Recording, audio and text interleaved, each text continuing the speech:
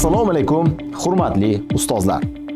Sizlar hayotimizdagi eng muhim kasb egalaridan biridirsizlar. Farzandlarimizning ta'lim tarbiyasi va kelajagi sizlarning sa'y-harakatlaringiz hamda g'amxo'rligingizga bevosita bog'liq. Bugungi murojaatimiz ham aynan shu masalaga bag'ishlangan.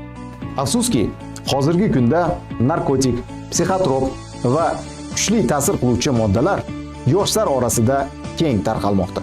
Bugun farzandlarimizni bu xavfdan himoya qilish ota-onalar bilan bir qatorda ustozlarimizning ham asosiy vazifalaridan biriga aylandi. Ta'lim muassasalari nafaqat bilim dargohi, balki tarbiya maskani ham.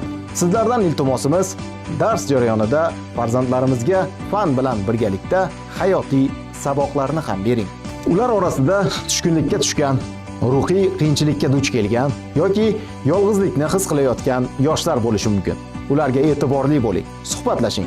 Yoshlarni muammosi bilan yolg'iz qoldirmang. Shuni esda tutingki, bugungi yoshlarimiz bizning kelajagimizdir. Ularning sog'lom va ilmli bo'lib ulg'ayishi barchamiz uchun muhim. Sizlarni bu borada yanada faol bo'lishga, farzandlarimiz bilan samimiy muloqot qilishga, ularni har qanday illatlardan asrab-avaylashga chaqirib qolamiz. Sizning mehnatingiz bebaho.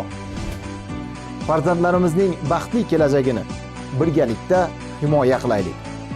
E'tiboringiz uchun rahmat.